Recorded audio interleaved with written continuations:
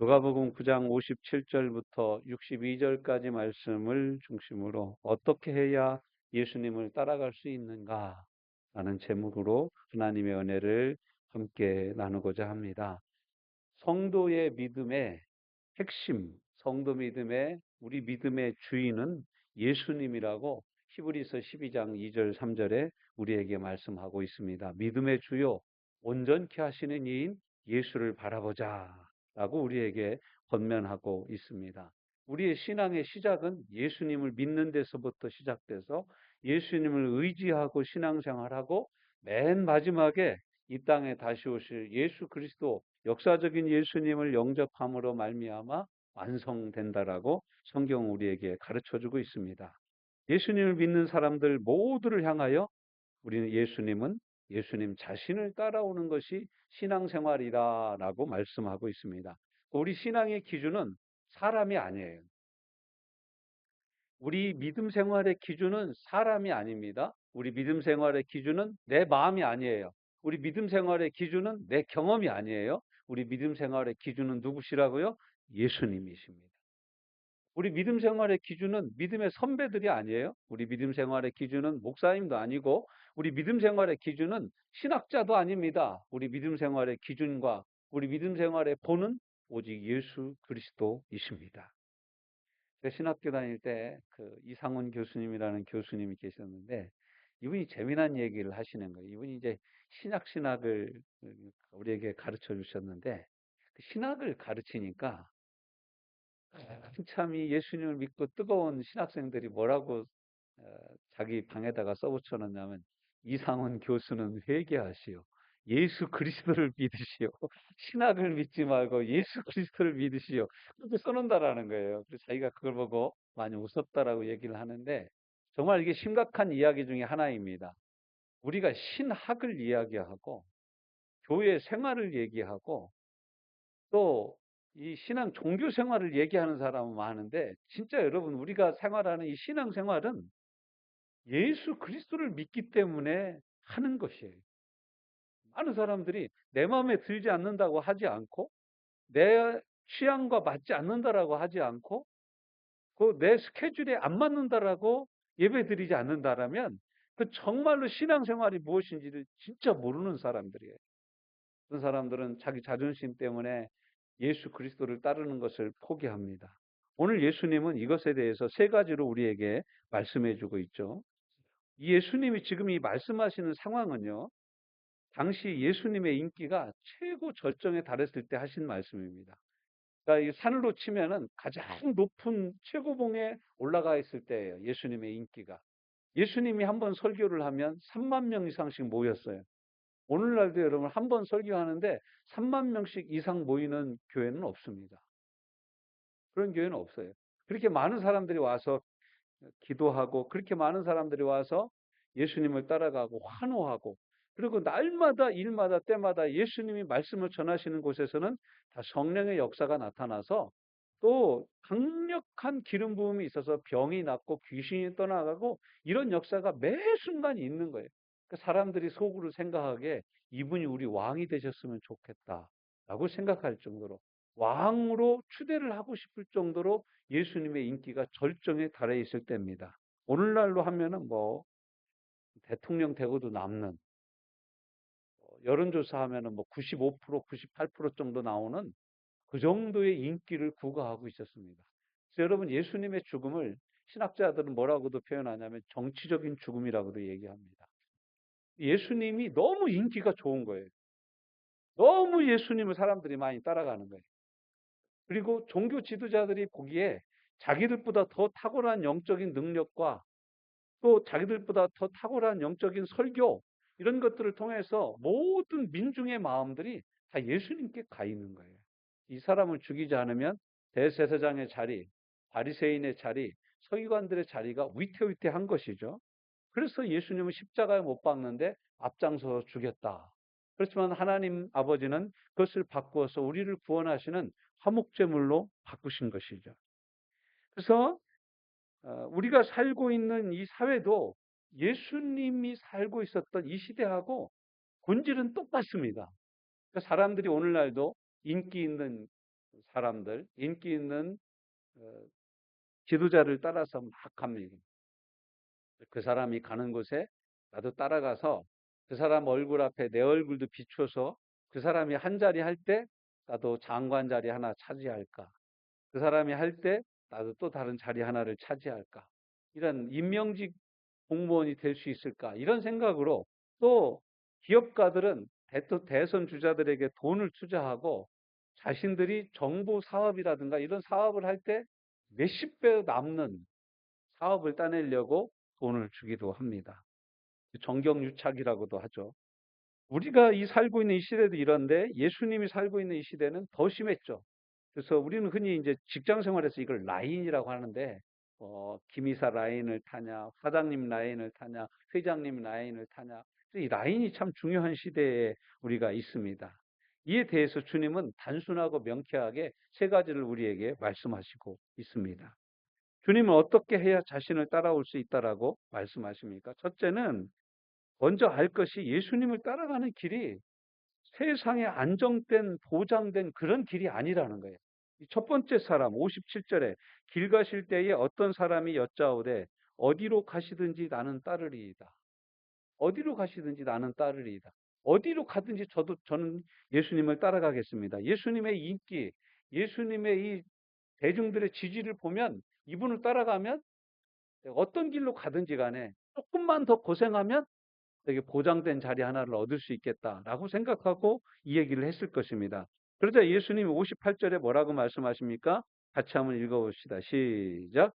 예수께서 이르시되 둘이 있고,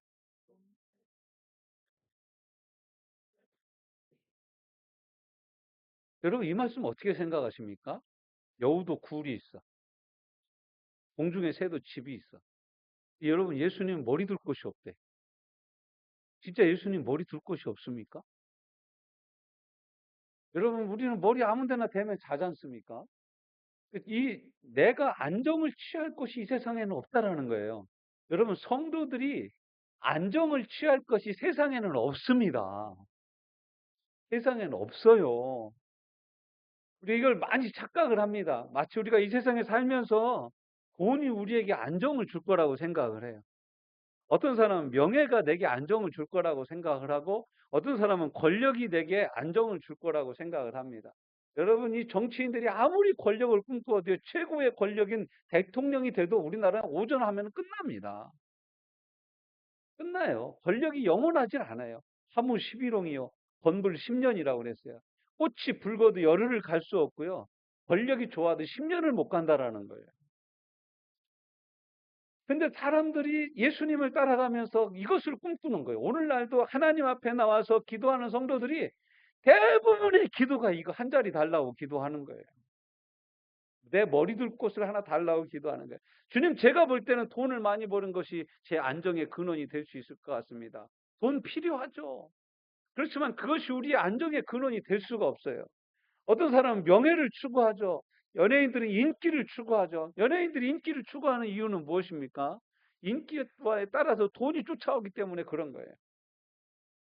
이런 것들이 내 머리 둘 곳이라고 생각을 하고, 이 사람은 예수님을 쫓아가면 새 집보다는 낫고 여우 굴보다 나은 강남에 60평 이상의 아파트가 내게 보장될 것이 아닌가, 이런 생각을 하고 예수님을 따라가겠다라고 얘기하고 있는 거예요. 그때 예수님은 뭐라고 말씀하신다고요? 여우도 굴이 있고 공중에 새도 집이 있지만 나는 머리 둘 곳이 없다. 예수님이 이 땅에 머리 둘 곳이 없어요. 그럼 성도들도 마찬가지예요. 성도들의 머리도 이 땅에 둘 곳이 없는 거예요. 우리의 소망, 우리의 머리는 하늘을 향하여 있는 거예요. 하나님 나라를, 영원한 하나님 나라를 향하여 있는 거예요. 무엇 때문에 여러분 조급해 하십니까? 무엇 때문에 여러분 불안해 하십니까? 무엇 때문에 여러분 기분 나빠 하십니까? 이 땅의 것이 여러분을 기분 나쁘게 합니까? 이 땅의 것이 여러분을 불안하게 합니까? 수입에서 조금만 줄이면 불안해가지고 잠을 못 자는 사람들이 얼마나 많은지 몰라요. 여러분, 그건 있기도 하고 없기도 하는 것입니다. 있을 때도 있고 없을 때도 있는 거예요. 그래서 예수님 우리에게 말씀하시는 거예요. 너희가 이 땅에서 살려면, 나를 따라오려면 머리를 어디에다 둬라? 하늘에다 두라 이거예요. 그래야 나를 따라올 수 있다 이거예요. 너희는 먼저 그의 나라와 그의 의를 구하라 라는 말씀도 그런 뜻입니다. 하나님의 나라와 영광을 먼저 구하라는 거예요. 우리가 성도가 이 땅에 살면서 예수님을 주님이라고 부르면서 이 땅의 것을 구하고 새 집 구하고 그냥 여우 굴 구하고 이러면서 살지 말라라는 거예요. 그런 걸 찾아서 그런 걸 찾으려고 나를 따라오는 사람은 실망할 거라는 거예요. 여러분 예수님을 보십시오.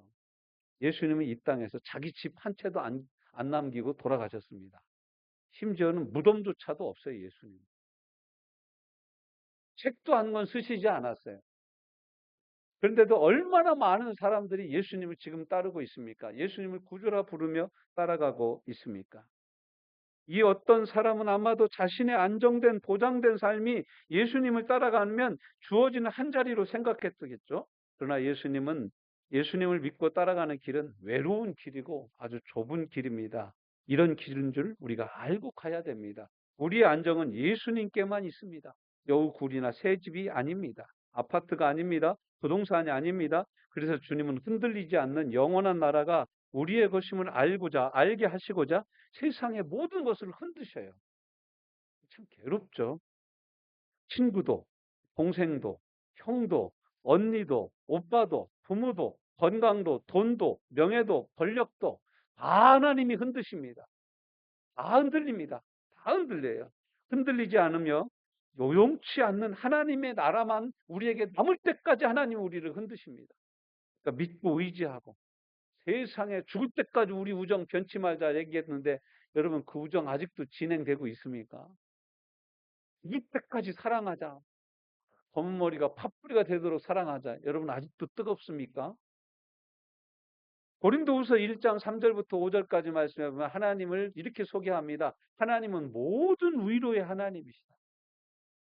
그리스도 예수를 통하여 우리를 위로하신 하나님이신데 바울이 이렇게 고백을 해요. 내가 그 위로를 받게 하고자 내가 그 위로를 체험하고 그 위로를 경험하고 그 위로를 배우는데 모든 것이 흔들렸다 이거예요. 심지어는 죽을 지경에 이르기까지 하나님 한 분 외에는 소망이 없을 때까지 내가 흔들렸다.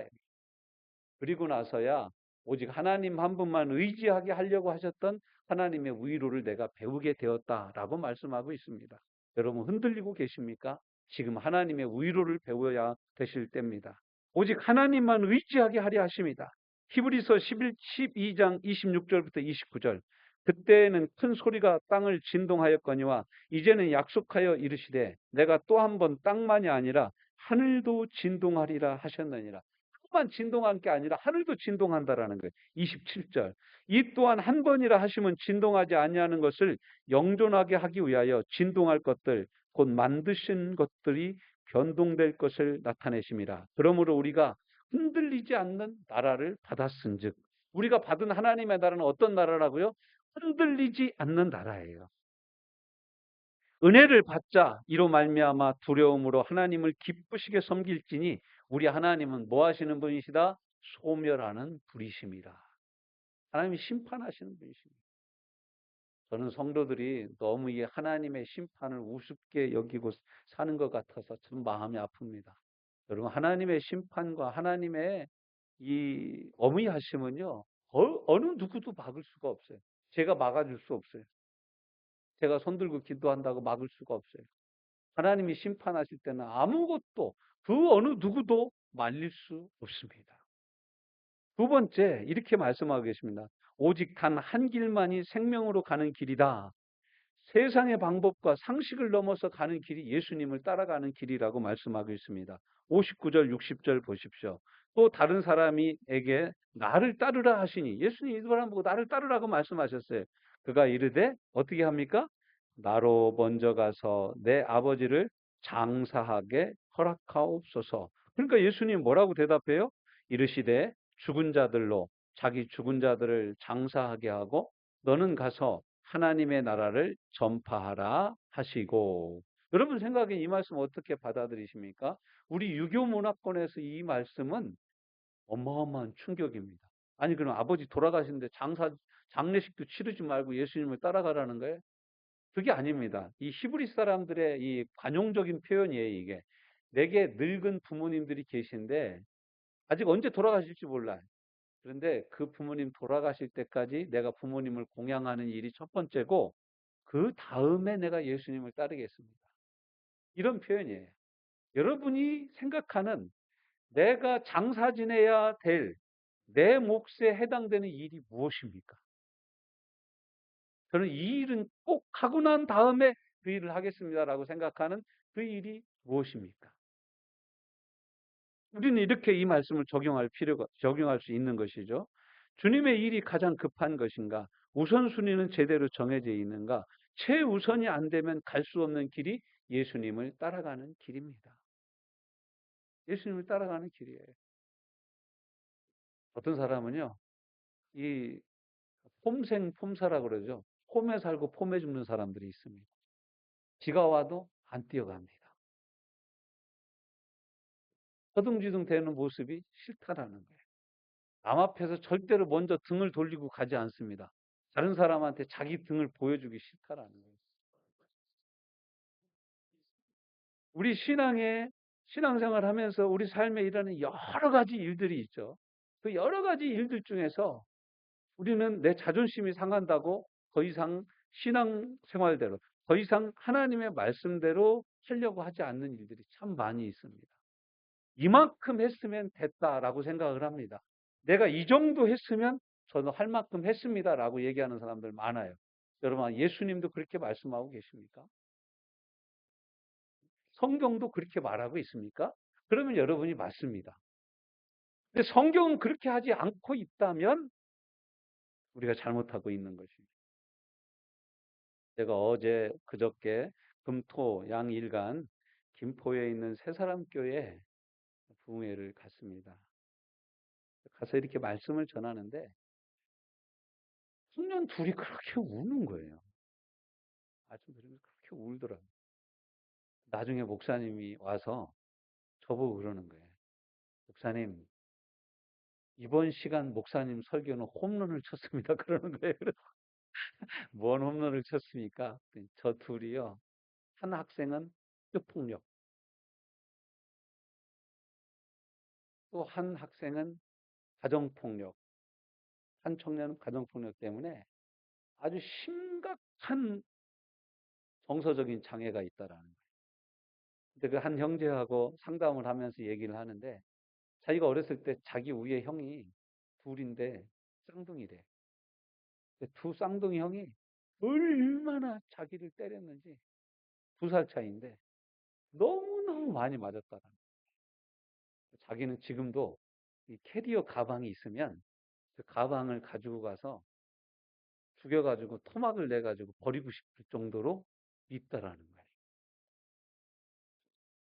그런데 왜 목사님이 내적 치유 그 강의를 하는데 왜 이렇게 제가 눈물을 그냥 저절로 나는지 왜 나는지 모르겠다. 하나님 그 영혼을 만지시는 거예요. 그 영혼을 만지시는 거예요. 제가 그분하고 얘기하면서 그런 얘기를 했습니다. 그 일 때문에 형제가 얼마나 힘들게 살아왔냐라고 물어봤어요. 그랬더니 자기는 살아도 산 게 아니고 아침에 일어나도 잠을 잔 것 같지 않고 머리가 항상 안개가 낀 것 같고 항상 목이 아프고 얼굴이 이렇게 많이 틀어졌더라고요. 먹는 것도 시원찮고 이 턱도 틀어져 있고 모든 것이 다 틀어져 있는 거예요. 제가 그 형제에게 권면을 했습니다. 하나님은 형제가 형 둘하고 아버지한테도 그렇게 맞았대요. 용서하기를 원하신다.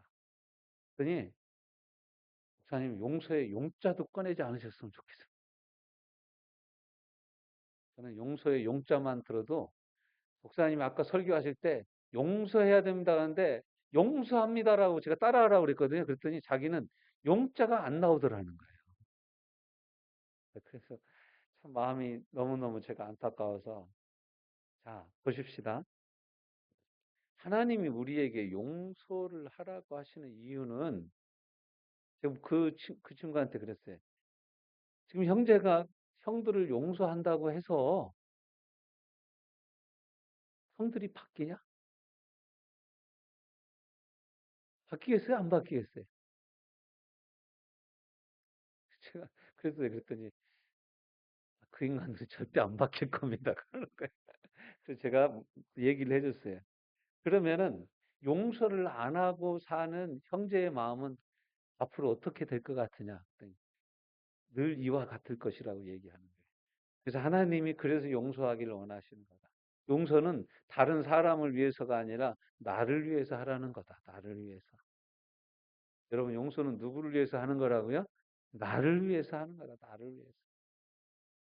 계속해서 용서하고 잊어먹을 때까지 용서하고 영원히 용서하는 것이 성도의 삶인 거예요. 여러분, 예수님이 우리를 그렇게 용서하시잖아요. 우리가 죄인 되었을 때 용서하고, 어제 죄 지었는데 용서하고, 그저께 죄 지었는데 용서하고, 오늘도 싸가지 없이 살았는데 용서해 주시고, 내가 범죄했음에도 오늘도 또 용서해 주시고, 내일 지은 죄를 또 회개하면 내일도 또 용서해 주실 것 아닙니까?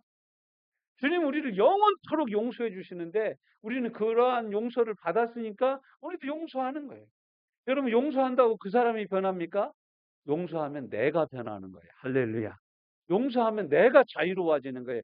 용서하면 내가 그 일로부터 자유로워지는 거예요. 용서하면 내가 미움으로부터 자유로워지는 거예요. 그러니까 형제 나하고 같이 용서합시다. 그랬더니 막 용서하겠다라고 말씀하시죠. 용서하겠다.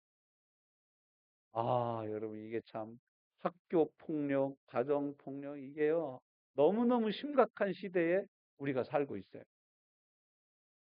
너무너무 심각한 거예요. 너무너무 심각한 거예요. 여러분, 우리가 걸어가야 될 십자가의 길은 바로 이런 길입니다. 최우선이 안 되면, 이 예수님을 내 삶의 최우선순위로 삼지 않으면 예수님을 따라갈 수가 없습니다. 예수님을 따라가는 길은 진적인 길입니다.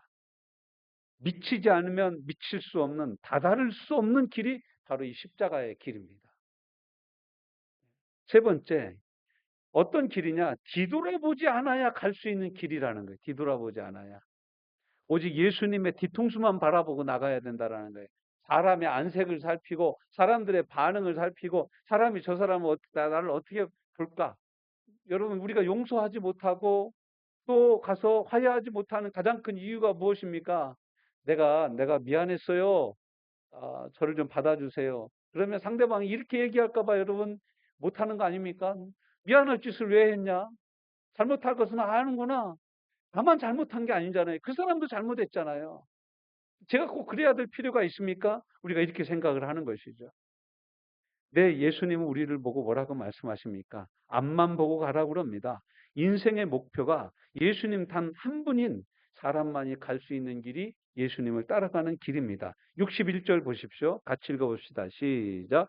또 다른 사람이 이르되 주여 내가 주를 따르겠나이다마는 나로 먼저 어디 가서요? 내 가족을 작별하게 하소서. 여러분, 얼마나 상식적인 일입니까? 내가 예수님을 따라갈 테니까 내가 우리 가족한테 가서 작별 인사하고 올게요.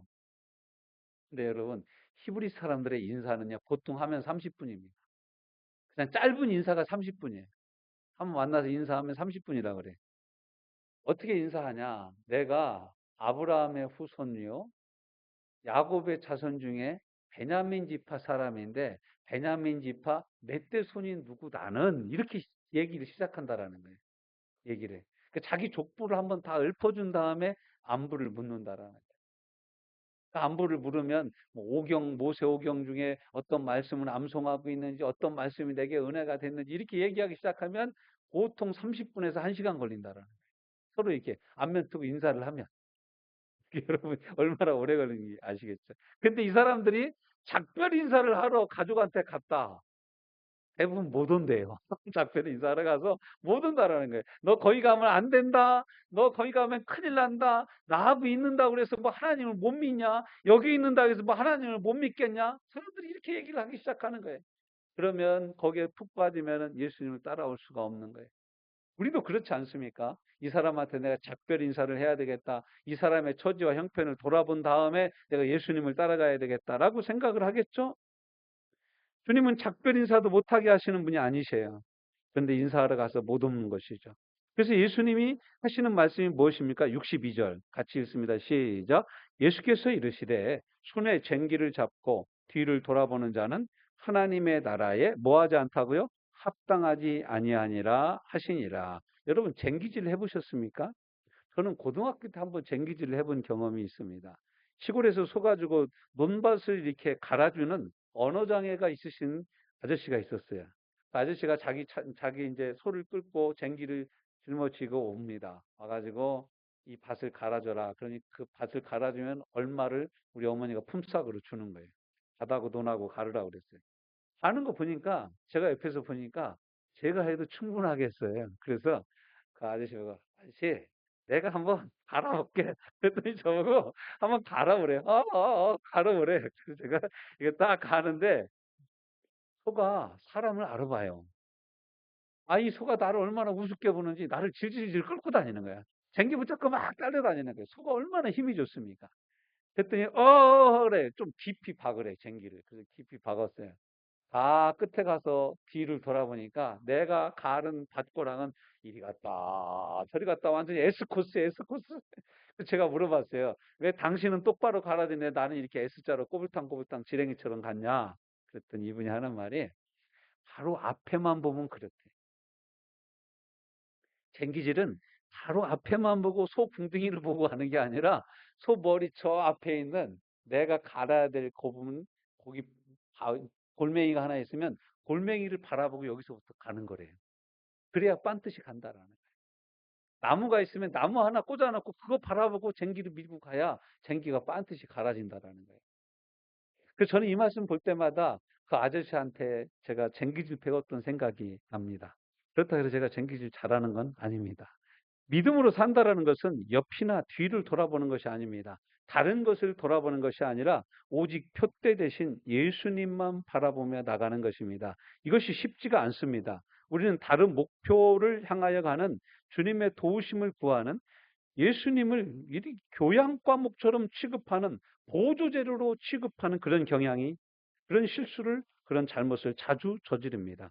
바울의 간증을 봅시다. 바울이 성령의 감동을 받아서 빌립보서 3장 12절부터 이렇게 우리에게 말씀하십니다.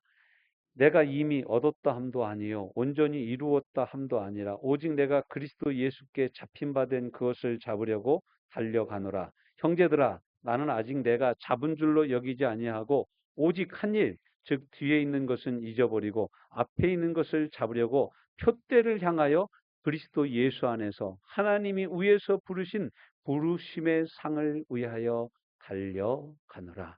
예수 그리스도를 표대로 삼아서 예수님만 바라보면서 자기는 달려간다라고 우리에게 말씀하고 있습니다. 그러므로 사랑하는 하나님의 백성들이고 예수님의 제자된 여러분들에게 권면합니다. 안정의 근원을 오직 예수님께 두고 삽시다. 네. 여러분이 파놓은 굴이나 새 집이 아니라 영원토록 변함없이 우리와 함께 계시는 예수님만을 안식처로 안정의 근원으로 삼아야 제자의 길을 갈 수 있습니다. 이 일이 겹칠 때 예수님을 따라가는 일에 목숨을 거시는 은혜가 있기를 주님의 이름으로 권면합니다. 예수님을 사랑하고 예수님을 찬양하고 예배하는 일이 맨 마지막이면 당신은 먼저 하고 있는 그것의 종이지 예수님의 종이 아닙니다. 그래서는 예수님을 따라갈 수 없습니다. 점검해 보십시오. 당신은 돈을 보고 달려가고 있습니까? 자존심을 보고 달려가고 있습니까? 명예를 보고 달려가고 있습니까? 권력을 보고 달려가고 있습니까? 쾌락을 보고 달려가고 있습니까? 예수님만을 목표로 삼아 인생의 쟁기를 붙잡고 앞으로 나가는 하나님의 사람들이 되시기를 바랍니다. 몰라서가 아니라 힘이 없어서 못 갑니다. 이런 능력을 부어주시도록 주의 은혜를 구합시다. 결단하고 구할 때 하나님은 우리에게 이런 은혜를 부어주시는 줄로 믿습니다. 결단하고 주의 이름을 부르고자 할 때 우리는 응답의 빈 그릇을 내어놓고 하나님 앞에 서 있는 것입니다. 우리가 언제까지 세상의 종으로 살겠습니까? 언제까지 우리가 내 감정의 종으로 살겠습니까? 언제까지 내 기분의 종으로 살겠습니까? 벗어버리고 십자가를 지고 주님의 얼굴만 바라보면서 따라가는 주의 종들이 되시기를 주님의 이름으로 권면합니다. 아멘.